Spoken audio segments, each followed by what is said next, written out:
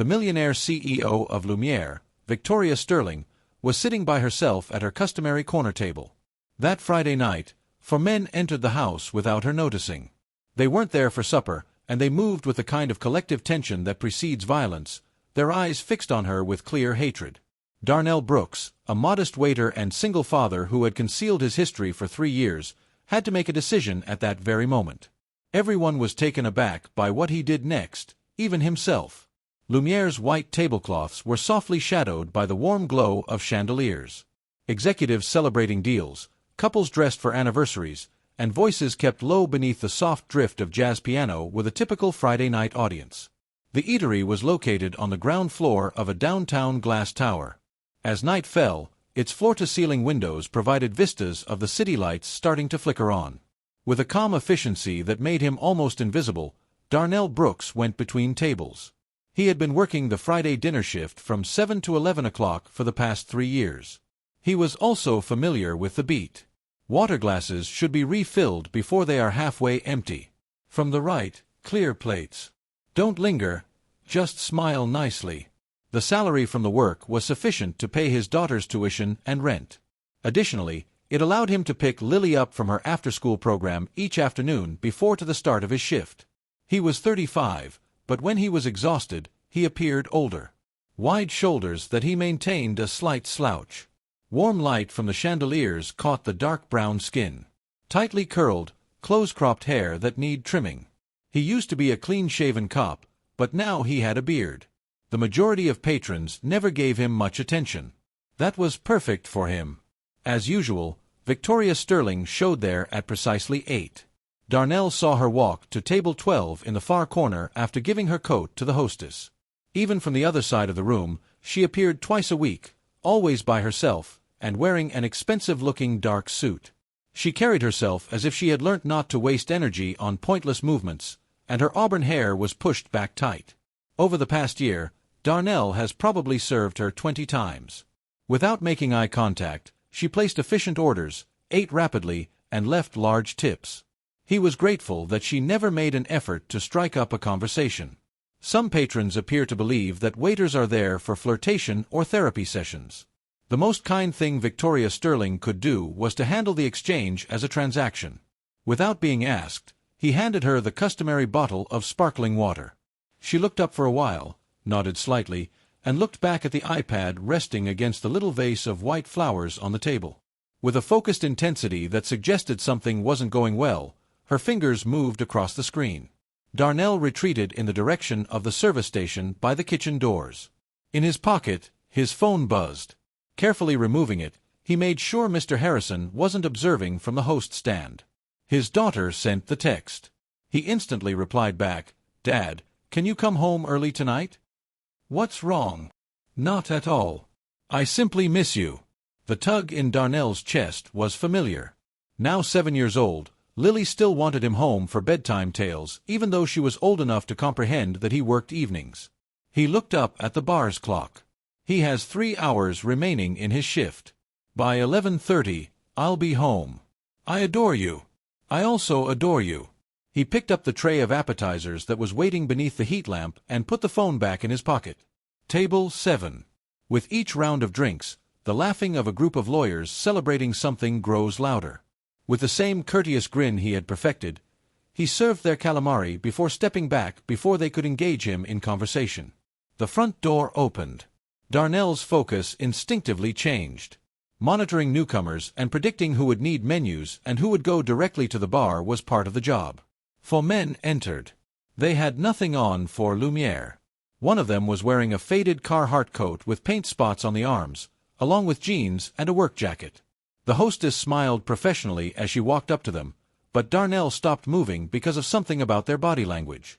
They were not focusing on her. They looked around the dining room as if they were trying to find something.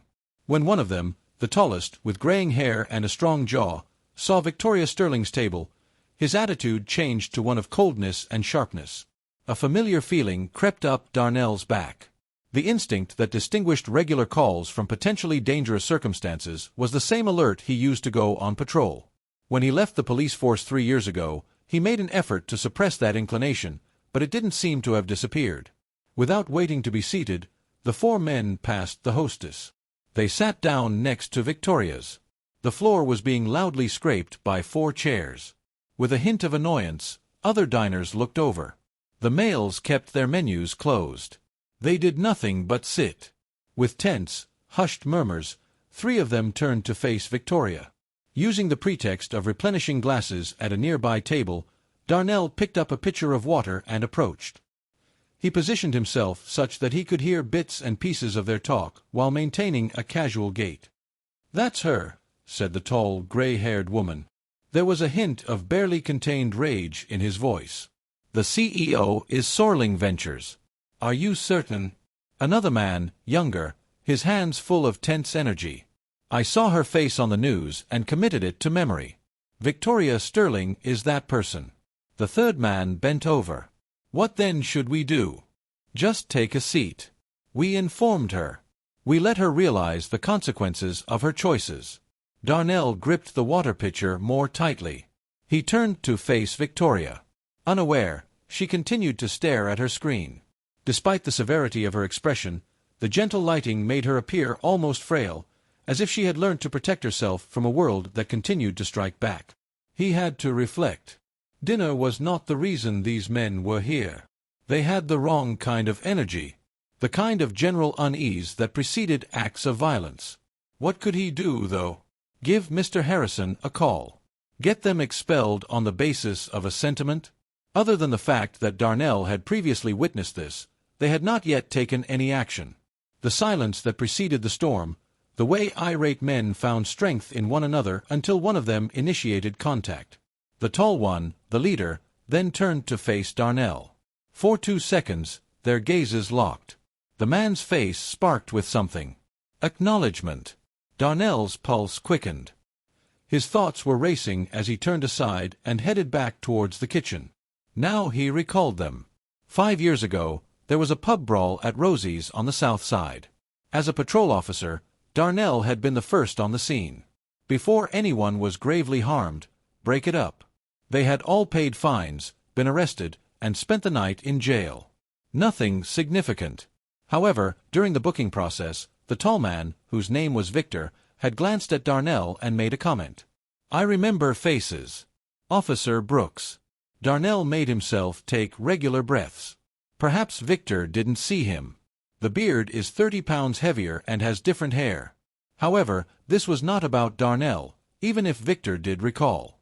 Victoria Sterling was the subject of this. One of the 4 men got to his feet. The younger one was scarcely able to control his nervous energy. He made his way over to Victoria's table. Darnell's body moved before his thoughts did.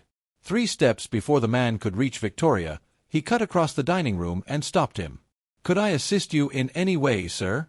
Darnell stood squarely in the man's path while maintaining a light, professional tone. The man came to a halt. Darnell could see the desperation that came from too many restless nights in his eyes up close. "I must speak with her. I can forward a message if you want to talk to another visitor." Darnell stayed put. "Simply move out of my way." When Victoria finally noticed the altercation, she looked up from her iPad. Her bewildered expression changed to one of caution. Victor got up from his seat. The other 2 came next. Darnell sensed the situation solidifying into something he was unable to leave. 1 versus 4. A room filled of people. A woman who was unaware that she was in danger. He was trained to de-escalate and establish distance, but he had no backup in this situation. Only him. He was still holding a pitcher of water. And 3 years of rust on abilities he had made an effort to forget. As Victor approached, Darnell could see that the man's expression had completely changed to one of recognition. "Hold on, I recognize you." Darnell looked him in the eye. Lying was pointless. "You ought to return to your table. Brooks, you're that cop." "Brooks, Darnell." Victor's voice lifted a little. "You took us into custody 5 years ago at Rosie's bar." The other men gave Darnell a fresh look. Suddenly unsure, the young one took a small step back. However, Victor took a step forward. "Small world," Victor remarked. There was a hint of astonishment mixed with resentment in his voice. Now you work as a waitress. What took place? Do they fire you?" Darnell remained silent. He sensed Victoria's calculating gaze as she tried to make sense of what was going on. "I had a question for you." Victor's tone became stern. "I departed from the force." Darnell maintained a neutral tone. "I'm going to ask you to either leave the restaurant or take a seat. You're bothering other visitors." "Unsettling?" One of the other males gave a harsh laugh. "That's wealthy. Do you know what's unsettling? Losing your job as a result of a billionaire taking money out of your factory. 200 unemployed persons. However, it's true that our loudness is the issue." Victoria got up from the table. "What's going on here?" Victor turned to look directly at her. "You have no idea. Are you Sterling Ventures? 8 months ago, you withdrew your investment from Westbrook Manufacturing. Do you recall that choice?" Darnell saw the little tightness in Victoria's shoulders even if her countenance remained composed. "That's business. The project was not a profitable venture." Victor's tone was full with disdain. "You eat meals that cost more than my weekly unemployment check while sitting here in your $1,000 suit, and you call that business?" The young man regained his bravery. "My inability to pay the mortgage caused my wife to leave me. Do you also wish to call that business?" In a soothing motion, Darnell lifted his hand a little. "I know you're upset, but this isn't the right place." Victor gave him a pitying glance. "Do you get it? People like her are now giving you orders. Do you truly believe you comprehend?" Darnell briefly questioned whether Victor was correct. Perhaps he didn't get it.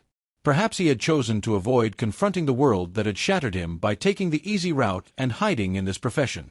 However, when he noticed Victoria's hand shaking a little as she held her iPad, he recalled the original reason he had left police employment. He had had enough of seeing others suffer. The courteous waiter tone vanished from Darnell's voice.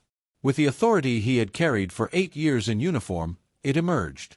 "We can do this properly if you wish to discuss, but you must now move away from her table." The word lingered between them.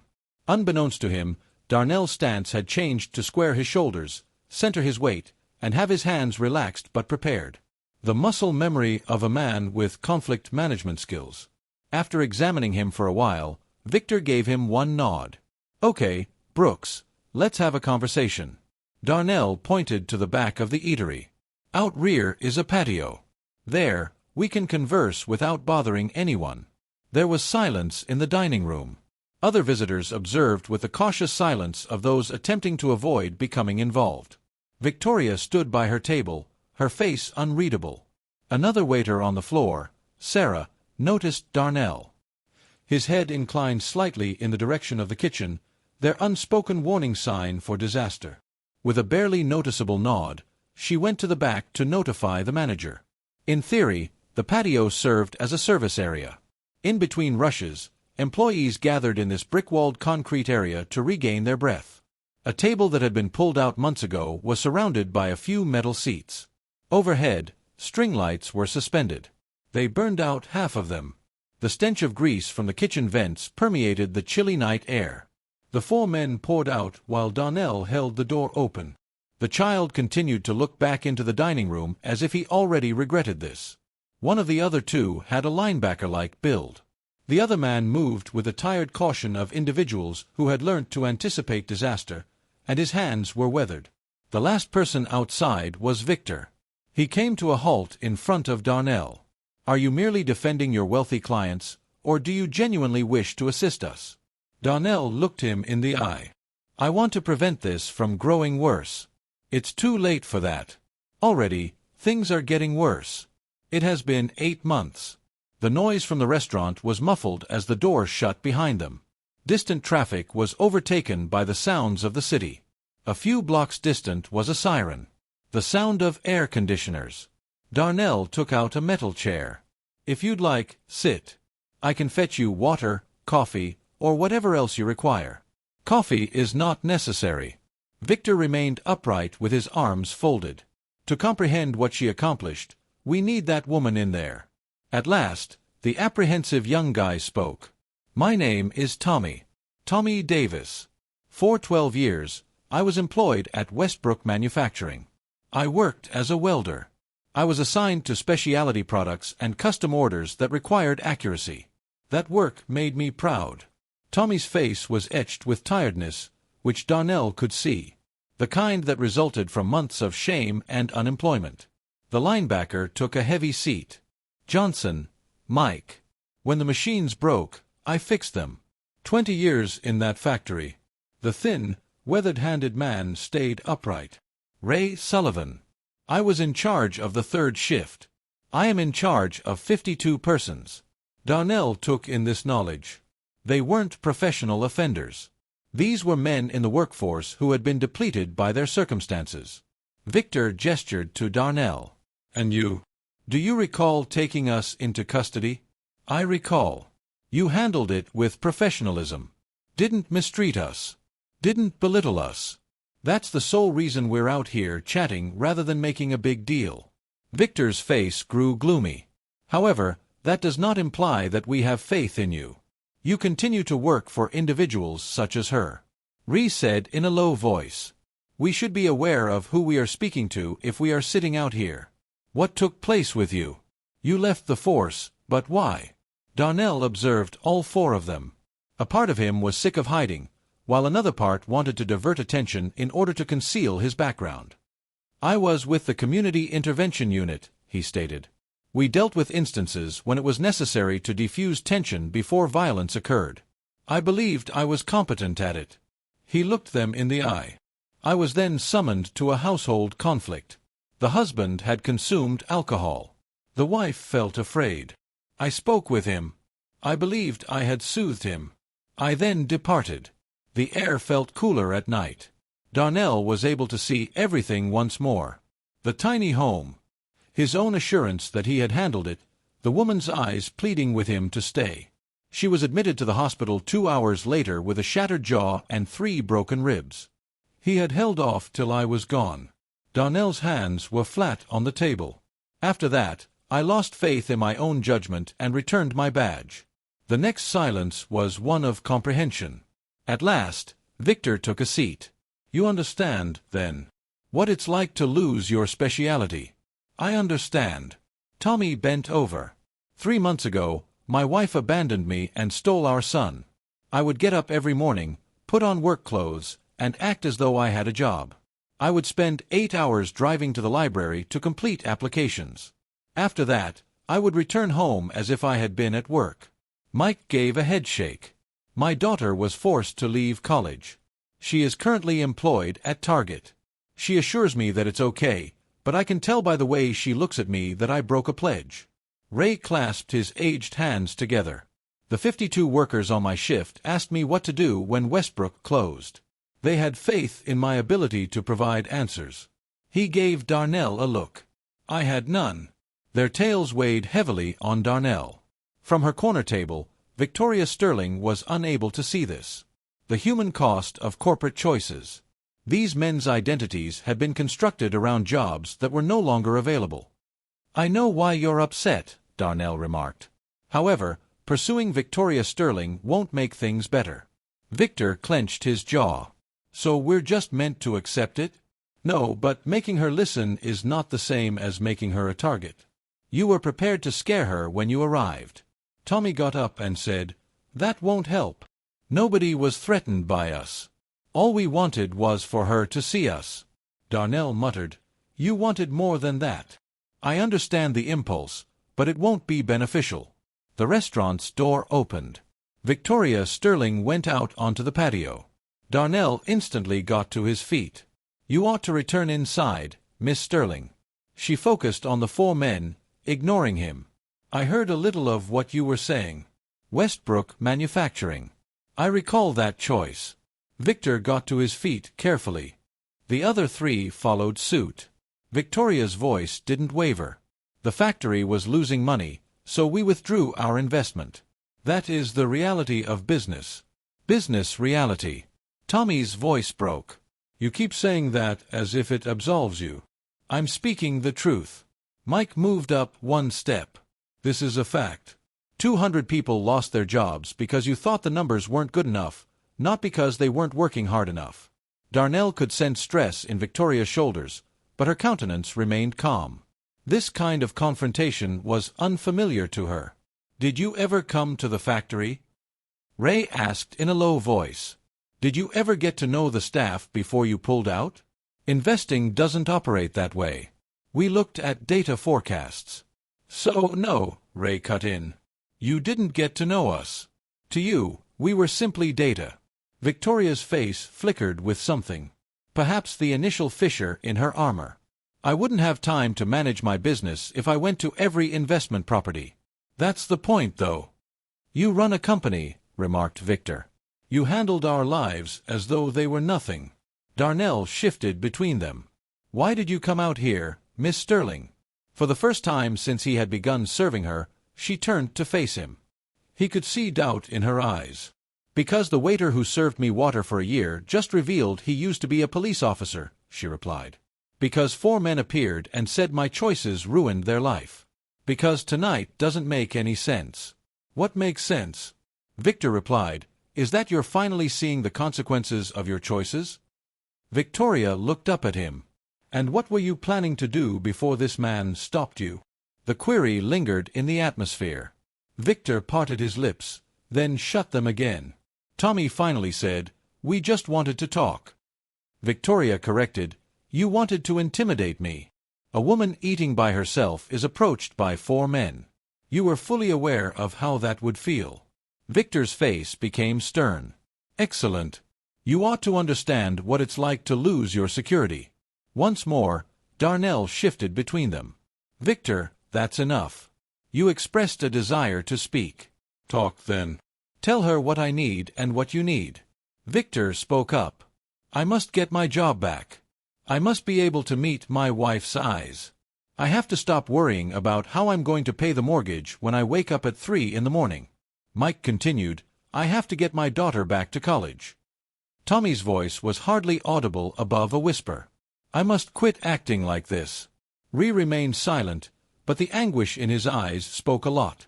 Victoria remained motionless as she took this in. Then her expression changed in some way. Not much, but enough to get Darnell's attention. A small dip in her shoulders, a softness around the eyes. At last, she responded, "I didn't know." Victor chuckled angrily. "That should improve it." "No, it's meant to be the reality." Victoria's calmness wavered a little. "In meetings, I go over spreadsheets and come to judgments that make sense on paper. I don't consider the people behind the numbers because I wouldn't be able to make difficult decisions if I did. I tell myself that. Anyway, you asked why I came out here," she said, glancing at Darnell. "The majority of my time is spent with people that either fear me or want something from me. It's isolating. You weren't acting for financial gain or because I'm your boss when you intervened between me and these men. You thought it was right, so you did it. It's been a while since I've seen that." She appeared to be just as shocked by the comments as everyone else. The patio door opened before anyone could reply. Mr. Harrison emerged, a worried expression on his face. He was in his 50s, well-groomed, and exuded the authority of someone in charge of a business where errors were not accepted. "What's happening here, Darnell?" His gaze surveyed the situation. Victoria, the tension, the 4 men. Darnell's stomach dropped. He was going to be dismissed at this point. "There was a situation," Darnell stated cautiously. "I brought it outside so I could deal with it discreetly. Are you okay, Miss Sterling? Do I need to contact the police?" All 4 males tensed at the word police. Even Victor's arrogance wavered. After glancing at the 4 men, Victoria turned to face Darnell. Her voice was authoritative when she talked. "No law enforcement. I'm talking to these dudes." It was being facilitated by Darnell. Harrison blinked. "I genuinely believe I said, 'No police, Miss Sterling.'" Her CEO voice had come back. "That's all." Mr. Harrison gave Darnell a glance. "It is your responsibility to work the floor. Customers are waiting for us." Darnell remains. "We're not done," Victoria remarked. Mr. Harrison appeared to be experiencing a migraine as a result of the entire incident. Victoria firmly stated, "With all due respect, this is extremely irregular, and I'm sure your other staff can cover it for a few more minutes." Before stepping back, Mr. Harrison gave them all one more scathing glance. The door closed with a click. Darnell was aware that they could have 10 minutes before the manager came back. "We need to resolve this now," he replied, turning to face Victor and his friends. "You came here upset. You were perfectly entitled to be. However, you must now determine what you truly desire: retaliation or a path forward." He then turned to face Victoria. "Additionally, you must choose whether you are prepared to view these men as individuals rather than as issues." Uneven shadows were created by the string lights above. A siren died away somewhere in the distance. The silence was broken by Victoria. "You can't get your employment back, I guess. Westbrook Manufacturing is no longer in operation. That choice is final." She raised a hand, but Victor's face clouded. "However, Sterling Ventures has a program for workforce development. We assist individuals in transitioning to expanding areas and train them for new industries. I can get you into the program if you're prepared to retrain. During training, it pays for tuition and offers a stipend." Tommy had a doubtful expression. "What sort of instruction?" "Logistics management, modern manufacturing, and the installation of renewable energy, depending on what is accessible and your background." "Why would you act in such way?" Mike inquired. Victoria looked him in the eye.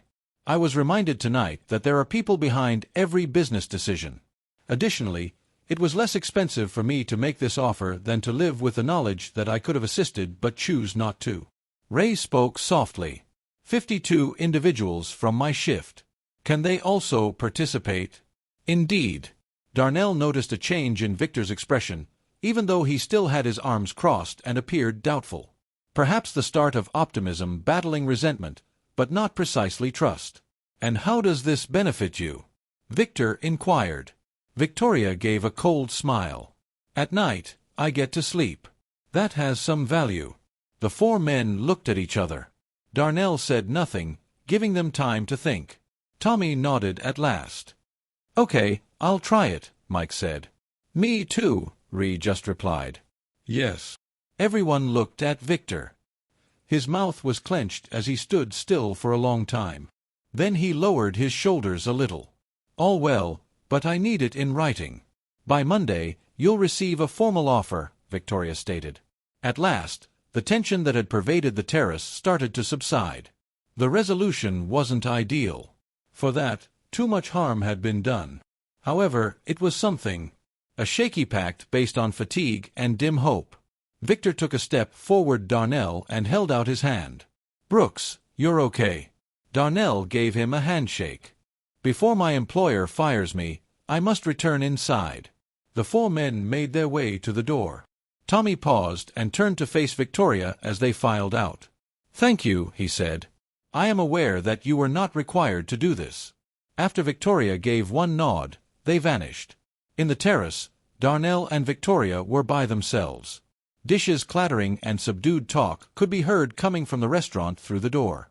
The typical cadence of a night that had been anything but typical.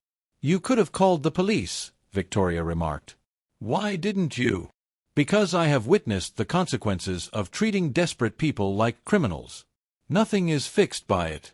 You left the force for that reason." "I lost believing in myself, therefore I left."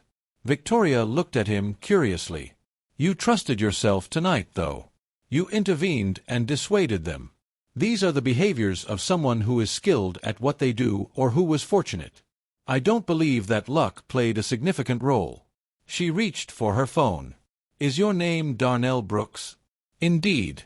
In reality, the waiter is a crisis negotiator. Former negotiator for a crisis. The current waiter is on the verge of losing even that position. I'll speak with Mr. Harrison. Ensure that he comprehends what transpired. That is not necessary for you to do." "I'm going to, even though I know." She stepped in the direction of the entrance, then halted. "You claimed to have failed." The injured woman. "Do you consider yourself a failure because of that?" Darnell took a while to respond. Finally, he added, "I think it means I wasn't as good as I thought I was. Or perhaps it indicates that you were a person. Perhaps giving up completely would have been the true failure." The door was opened by her. I'm grateful for tonight.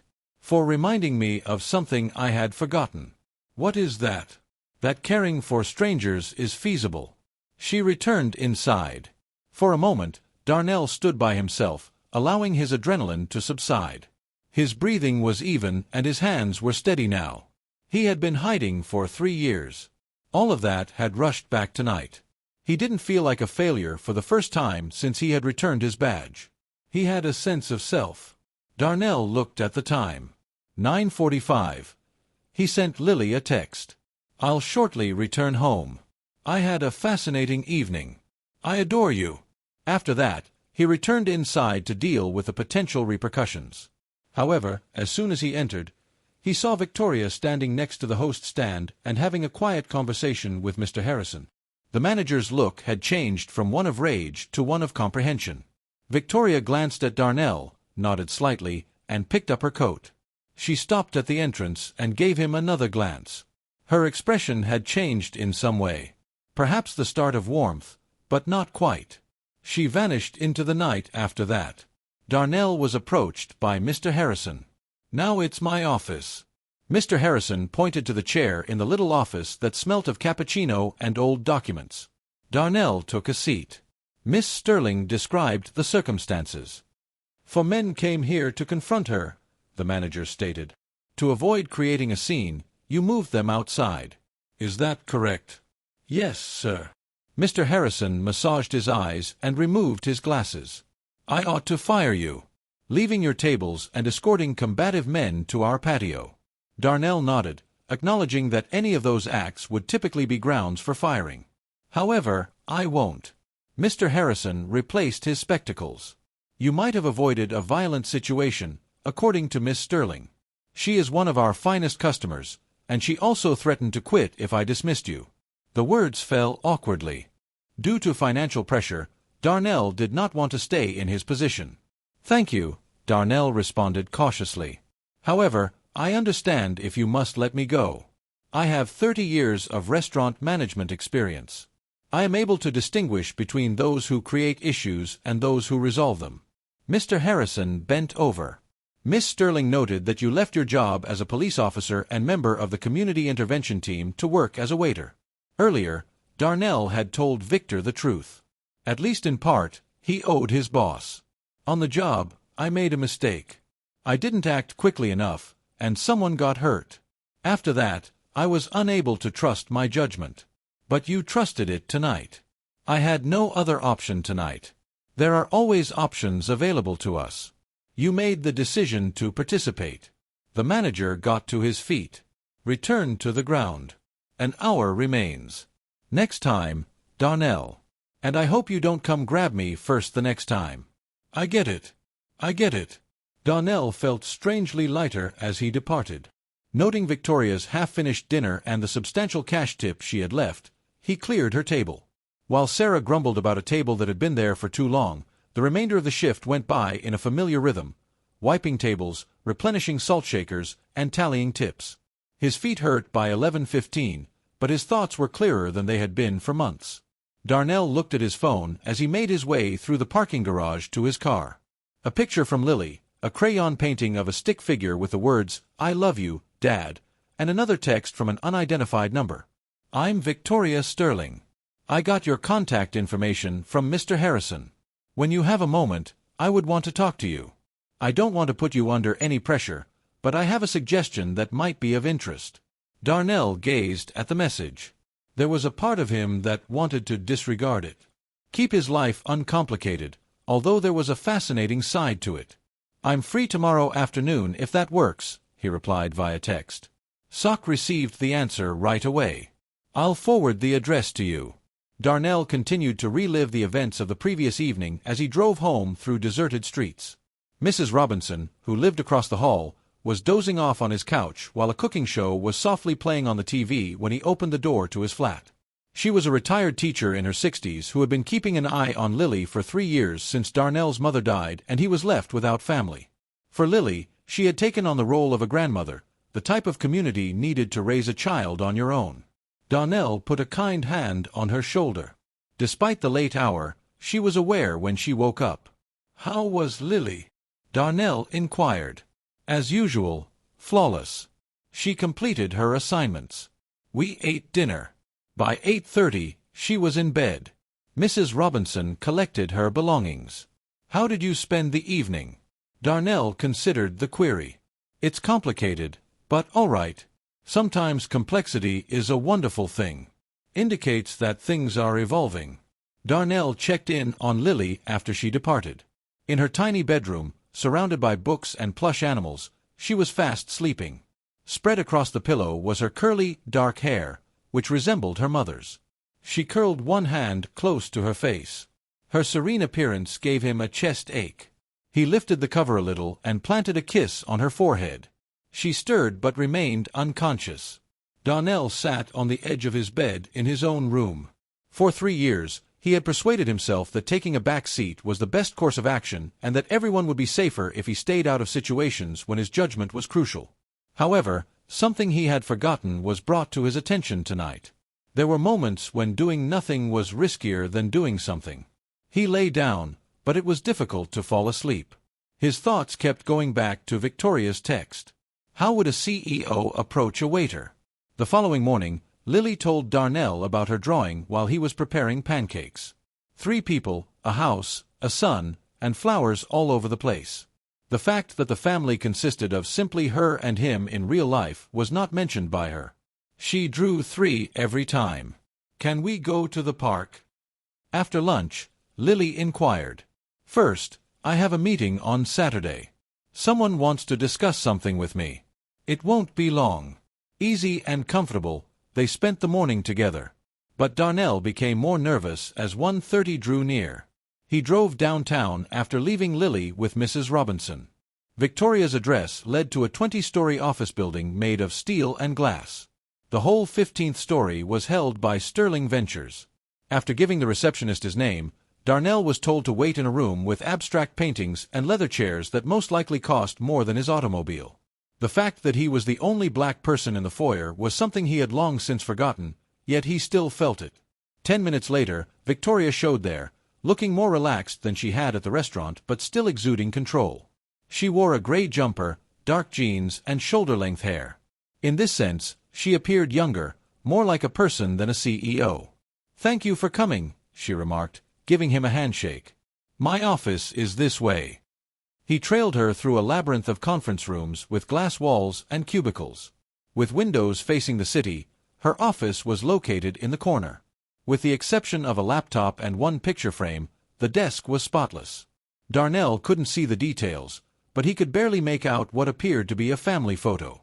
Victoria pointed to a chair across from her desk, but instead of sitting behind it, she sat next to him, establishing equality instead of authority.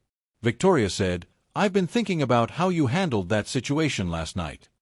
How did you see more than just a threat when you saw 4 irate men? You witnessed individuals in pain. I was trained to do that. The majority lack the training, and even fewer would decide to use it for minimum pay."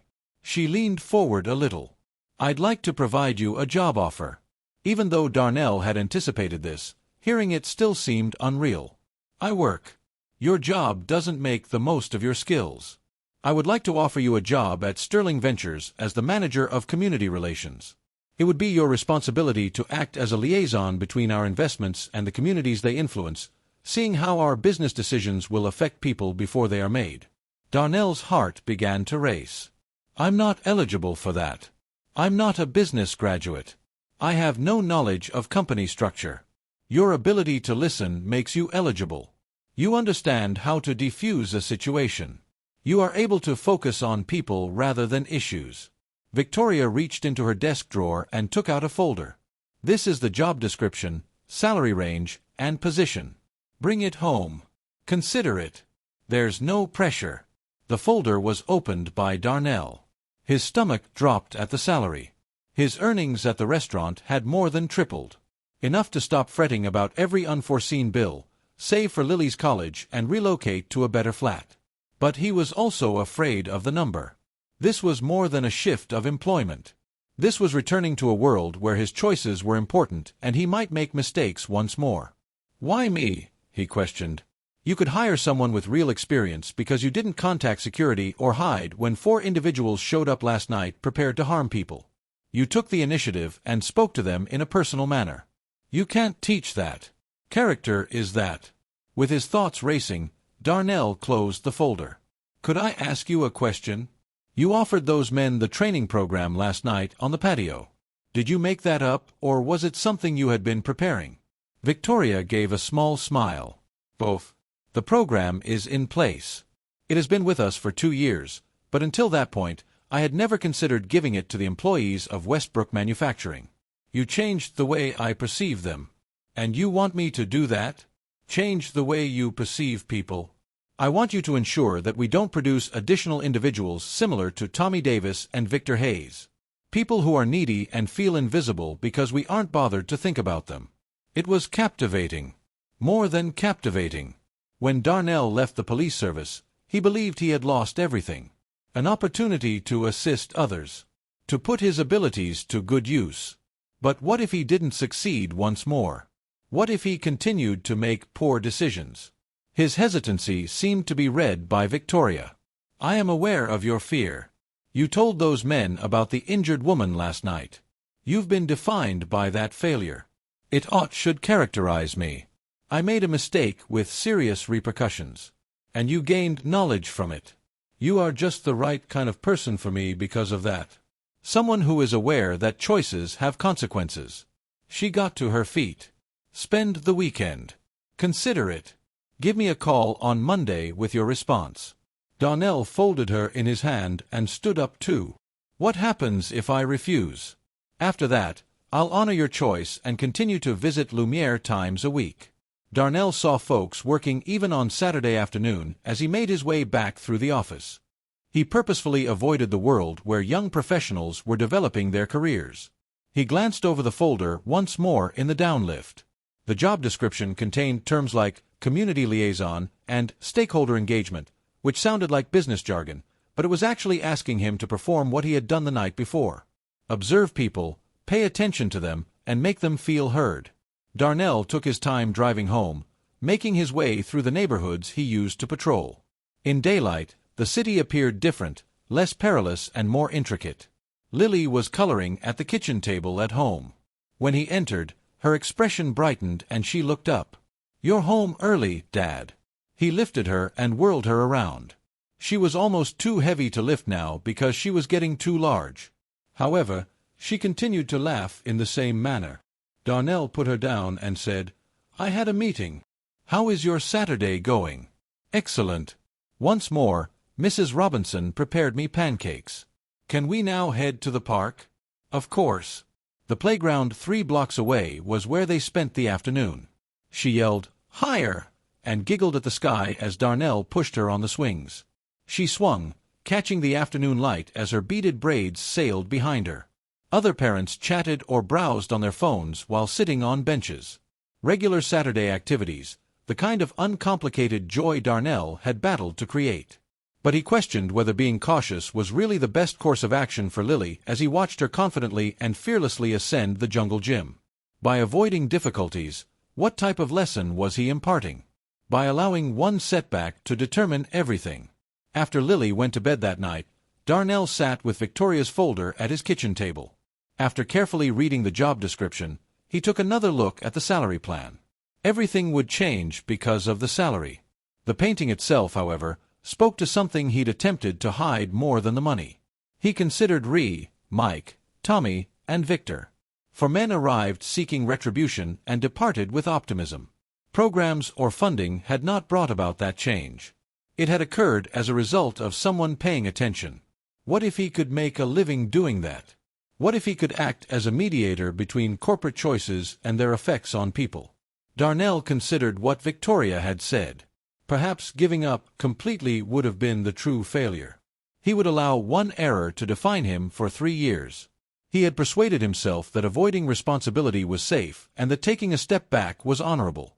Perhaps the true failure, though, was allowing that error to deter him from trying again. He took out his phone and examined yesterday's drawing by Lily. The 3-member stick figure family. Even though there were only 2 of them, she consistently drew 3. Perhaps she was aware of something he had forgotten. That families might expand. The boundaries you erected around yourself might not be the limit of that life. Darnell sent Victoria a message via text. The weekend is not necessary for me. Yes, in my opinion. Before he could decide otherwise, he pushed send. 5 minutes later, the answer arrived. Greetings from Sterling Ventures. On Monday, we'll talk about specifics. Thank you, Darnell. After putting down the phone, Darnell surveyed his tiny flat. The furnishings were used. It was necessary to paint the walls. Although it produced odd noises, the refrigerator was secure. It was steady. It was the life he had created by being cautious. That would alter on Monday. He would be returning to a world where his choices were important, where his judgment would be put to the test, and where he might make mistakes once more. However, he would also be moving in the direction of something he had lost 3 years prior. The sense that life was about more than merely getting by. His window was illuminated by the city lights. People were dealing with issues he was not yet able to see somewhere out there. However, he would soon be able to assist them in ensuring that their voices were heard before they became desperate. Lily stirred and softly cried out in her bedroom. Darnell approached her, wrapped the blanket about her, and whispered his presence. She fell back asleep, fully confident that her father would protect her.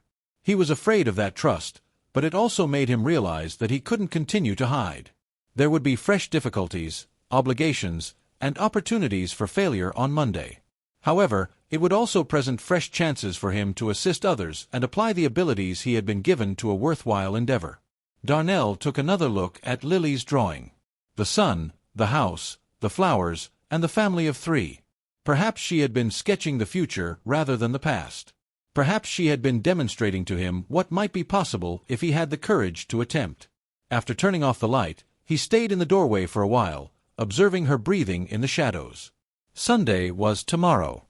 He would enjoy these final hours of the straightforward life he had created with her. Everything would be different on Monday. For now, though, he felt something he hadn't felt in 3 years at this calm moment. He felt prepared.